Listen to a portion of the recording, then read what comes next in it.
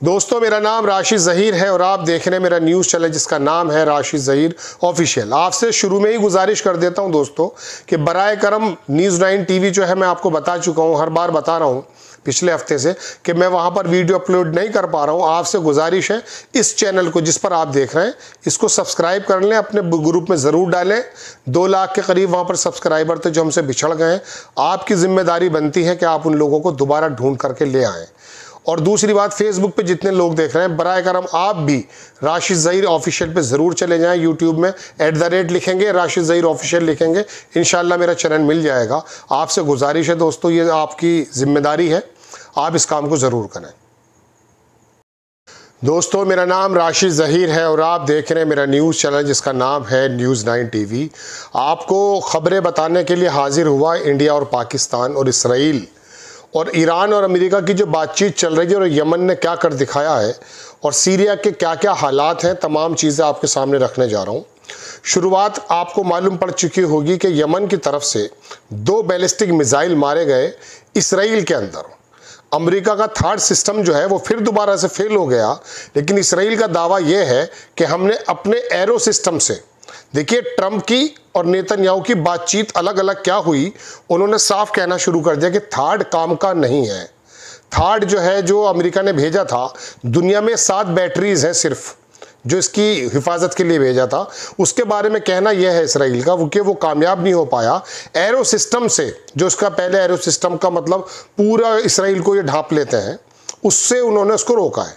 लेकिन दूसरी बैलिस्टिक जो मिसाइल के बारे में कहा जा रहा है, इसराइल के अंदर मैंने ऐसी वीडियोस देखी जो वहाँ के जो बीचेस हैं वहाँ से भाग भाग कर यहूदी बंकरों में छुप गए। बहुत बड़ा हमला, और ये एक ऐसा आप ये मत समझिए कि इसके अंदर मारे क्यों नहीं गए यहूदी। दरअसल इसराइल के अंदर ये हमले होने का मतलब ये है कि जैसे मैंने कल आपसे कहा कि इंग्लैंड ने कह दिया कि साहब हम नहीं भेजेंगे, हूतीज़ ने साफ कहा दुनिया के तमाम एयरलाइन से अपने जहाज़ यहाँ मत भेजिएगा। रास्ता पानी का हो या आसमान का, अगर मिसाल के तौर पर रुक जाता है तो इसराइल की यकीन मानिएगा पूरी दुनिया के अंदर थू-थू होने में कोई कमी नहीं होगी। ईरान की तरफ से खबरें यह हैं कि विटकॉफ का बयान आया है और ये बयान को ज़्यादा बहुत अच्छा नहीं है। इसके अंदर उसने धमकी आमेज लफ्ज़ों में कहा कि अगर आपको ये तमाम चीज़ें माननी है, मैं दिखाऊंगा आपको, तो आप बात कीजिए 11 तारीख में, यानी कि इतवार के रोज़ मस्कट में। अदरवाइज़ बात करने के लिए वक्त ख़राब करने की ज़रूरत क्या है। ईरान की तरफ से भी बयान आया है। और दोस्तों, इसके अलावा बहुत सारी खबरें हैं, मैं आपको दिखाने जा रहा हूं। आप मेरे साथ कुछ देर बने रहिए।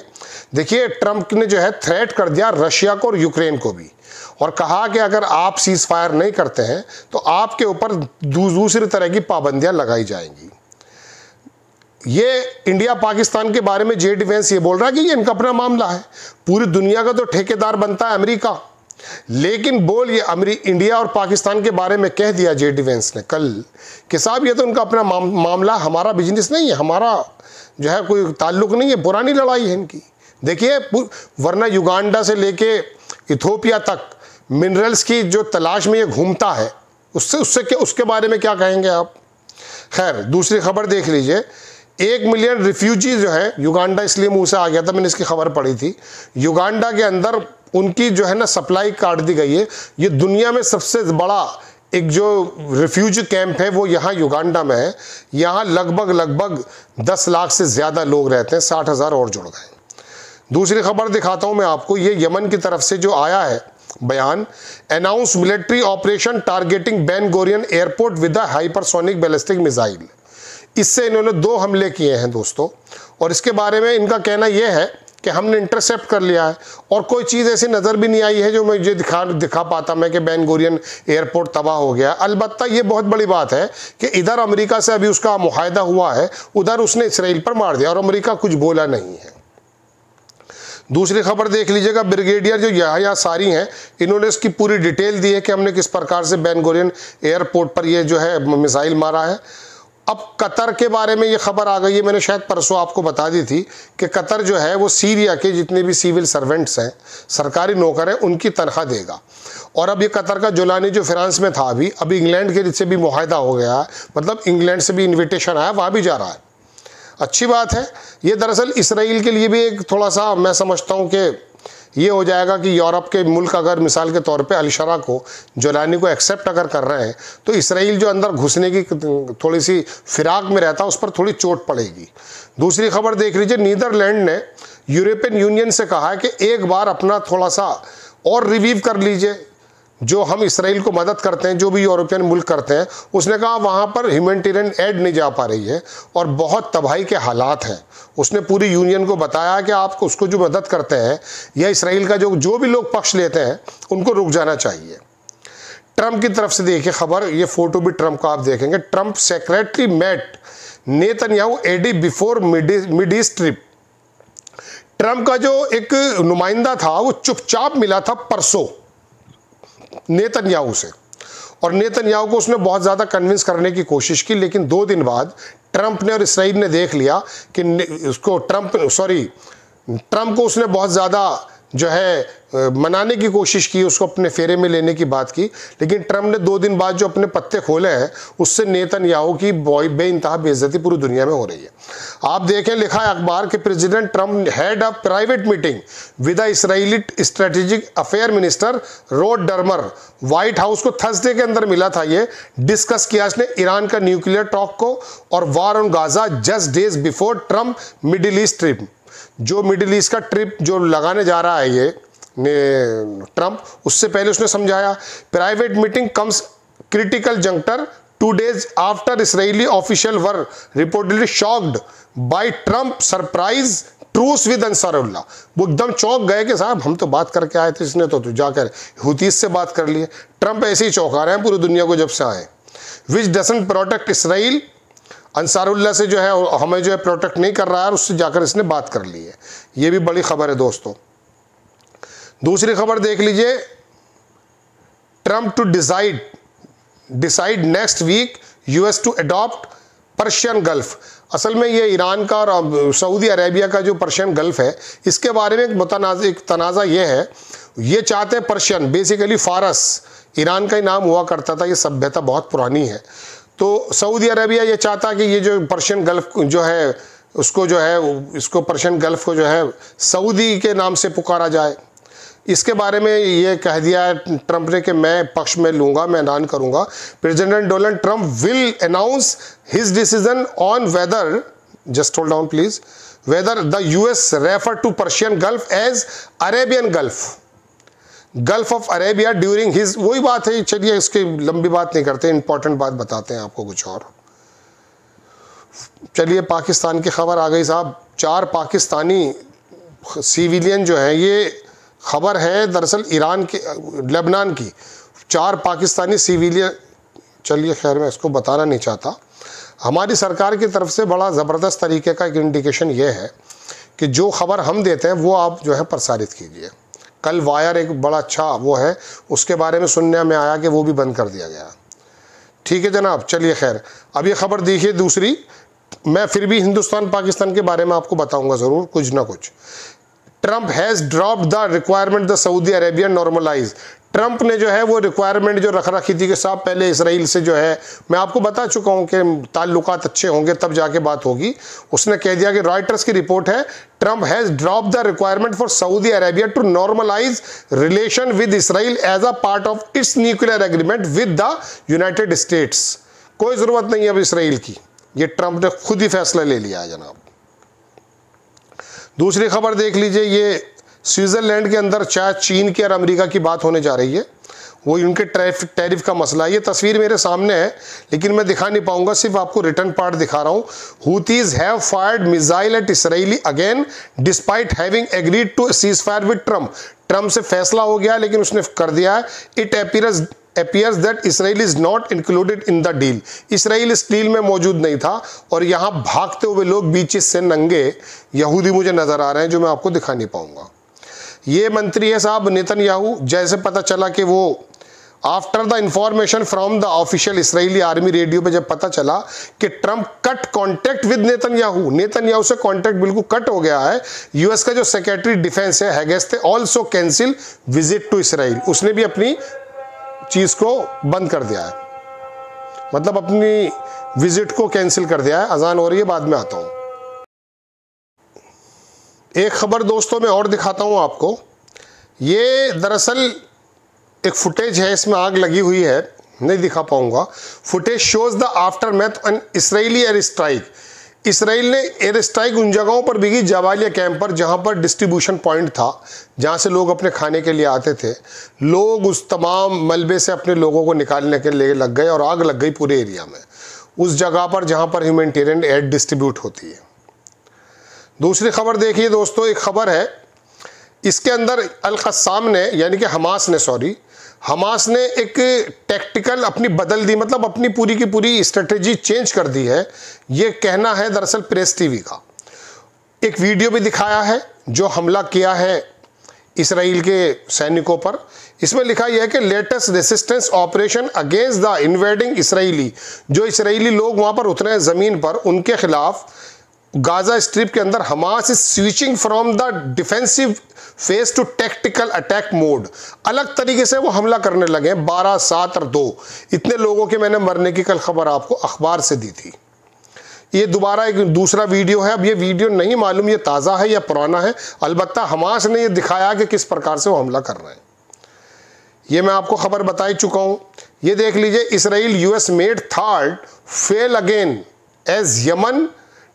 वही बात जो मैं आपसे कह रहा था कि अमेरिका का थर्ड जो है वो फेल हो गया है और उसने जो है उनका जो दूसरा सिस्टम उसने आकर उनको बचाया है, ये कहना है दरअसल इसराइलियों का। ये अगारची हैं साहब, ईरान के वो विदेश मंत्री हैं और ये उससे मिले जो यूरेनियम और जो तमाम न्यूक्लियर जो एक अदारा है IAEA, तो ये उसके बंदे से मिले, वो बताना चाहते हैं कि हमारी क्या क्या तैयारी हैं। एनर्जी एजेंसी का ये बंदा है, एटॉमिक एनर्जी एजेंसी का, उसको बताया है इन्होंने। ये मैं आपको बता ही चुका हूँ। दूसरी खबर आपको बताऊँ, 2 लोग जो हैं इसराइल के वो शहीद हो गए दरअसल, इसने जो बमबारी की गाजा सिटी पर। यह खबर देख लीजिए, यूएस जो है वो प्रेशर कर रहा है इसराइल को to re cease fire deal on Gaza. खबर देख लीजिए, मार्को रूबियो और ये नेतन्याहू साथ में है।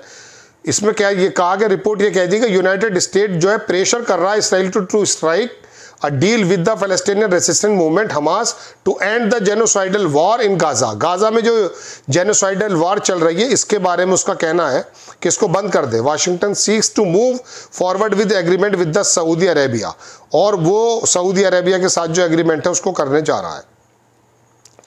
एक खबर में और दिखाता हूं आपको, Israeli government is not our ally.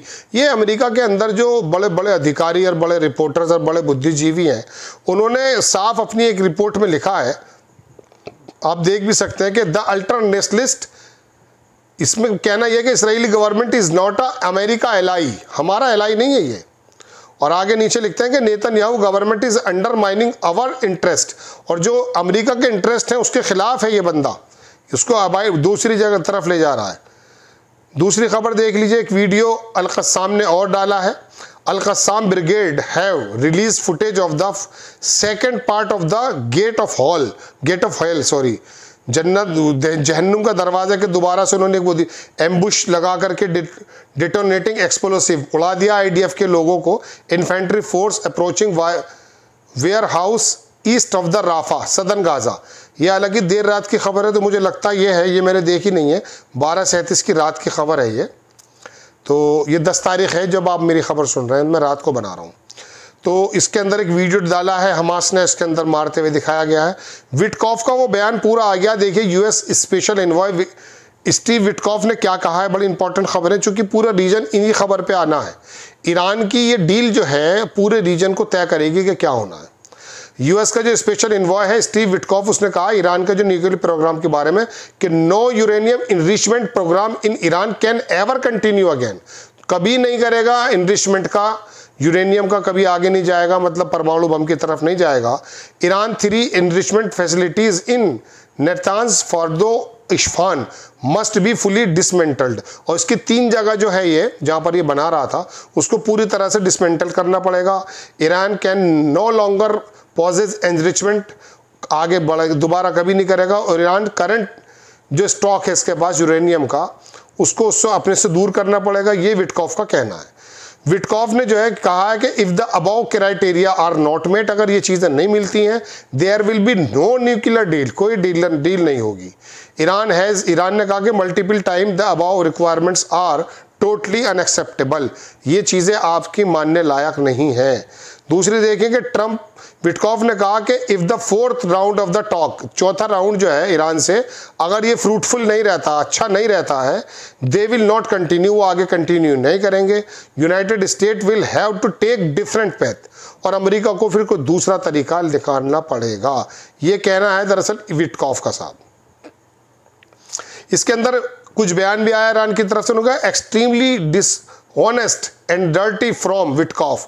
ये विटकॉफ का बयान कुछ बहुत अच्छा नहीं माना जा रहा है।